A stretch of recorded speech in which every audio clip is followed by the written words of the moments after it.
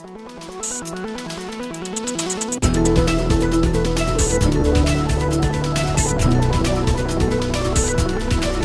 I'm Dave Culmer, and welcome to another segment of Veterans News.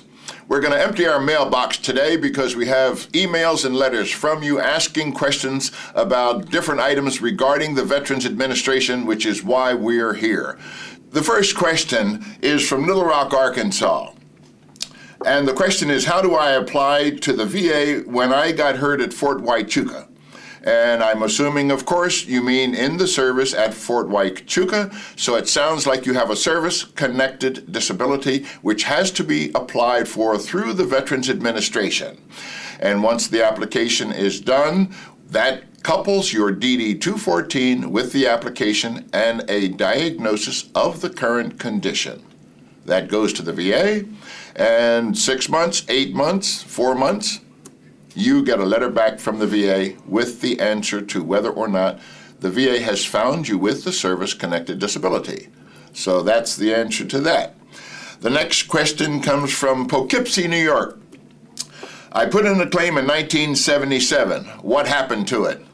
Well, you didn't send me a lot of information, but we'll do the best we can. Whenever you don't complete a claim, the Veterans Administration considers the claim abandoned, in which case no further follow-up, no further correspondence will be sent.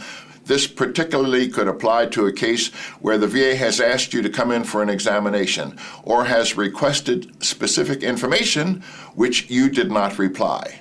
The VA considers that an abandonment of the case, and the case is closed. So that could be one of the answers. Like I said, you didn't give us a lot of information to go on, so we're giving you the general answers. The next question comes from Pocatello, Idaho. The VA cut off my money that I was getting in 1987. Why? Pretty general question. One of the reasons could be you had a service-connected disability. Since you stated you were receiving money, the VA may have asked you to come in for an examination on that disability, and you didn't show.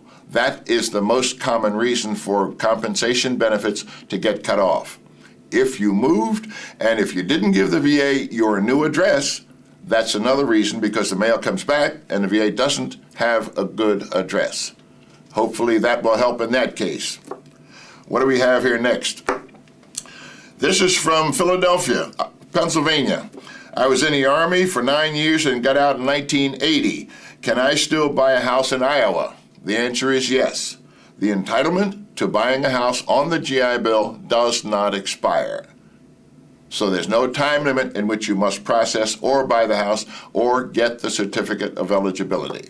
And our next question comes from the Fort Worth, Dallas area. My husband was killed in Afghanistan in 1991. We were separated when he died. Am I eligible for any VA benefits? That's a very good question. It's a tricky question. If the reason for the separation was through no fault of yours meaning the wife, then benefits could be applied for and received from the VA.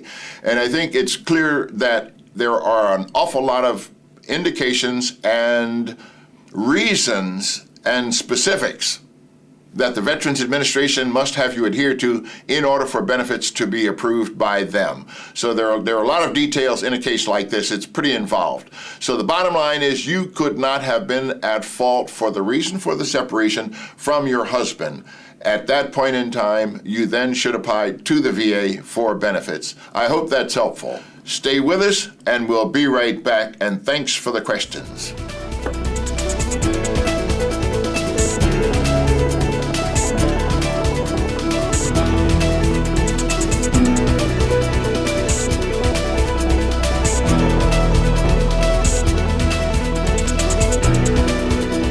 Hi, I'm glad you stayed with us because we really have some good questions. One question is, and this is from Los Angeles, California. I got money for a shrapnel wound. Can I get any money for my wife? Of course, we're talking about veterans' benefits.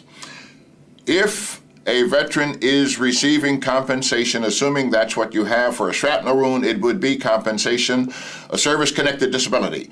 If you are receiving 30% or more, you in your check will receive an additional amount for your wife and any children.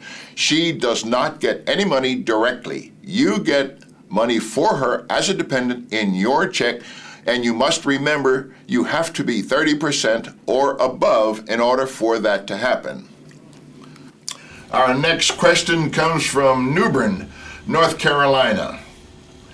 I was in Korea in 1953. Can I get buried in the VA cemetery in Los Angeles? Must be an Angelino. You can get buried in a cemetery in Los Angeles. However, the main cemetery in the city of Los Angeles does not have grave space at this time. They do have space for cremation, however. The cemetery about 50 miles east of Los Angeles, which is the Riverside Cemetery, has grave space for cremation and for burial, but not in the West Los Angeles VA Cemetery. So yes, the answer is yes for cremation there, and for burial in the cemetery that's 50 miles west in the city of Riverside. Hope that's helpful to you. The next question is from San Diego in California. The VA told me I needed an advocate when I went to file a claim. What do they mean? Good question. The Veterans Administration is attempting to have veterans applying for benefits have an advocate. An advocate is someone who is working on your behalf, like a service organization. Service organizations are the DAV, of course, the Disabled American Veterans, the Veterans of Foreign Wars, the VFW, the Military Order of Purple Hearts, the American Legion. Those are service organizations. They are advocates for veterans. The VA has wanted veterans to use those organizations when applying for claims through the Veterans Administration. I'm not sure of the reason. I don't understand quite why, unless it's like two mechanics talking to each other rather than a mechanic and a customer. I don't know, but in fact, you can file a claim yourself. You do not absolutely have to have one. They encourage that you have an advocate, such as a service organization. Hope that's helpful. And we don't have an address on this one. Oh, okay, I see it. It's in Anaheim, again in California. How can I get my terminally ill buddy buried in Arlington Cemetery? Good question. One thing you need to know is that the Arlington Cemetery is not with the Department of Veterans Affairs cemetery system. The Arlington Cemetery is under the auspices of the Army. The Department of the Army runs Arlington Cemetery, so it's not in the VA chain. And you would simply call Arlington with a copy of the DD-214, the discharge papers of the deceased member, and they would take it from there. Thanks for being here. Thanks for your questions. We'll see you on the next segment of Veterans News.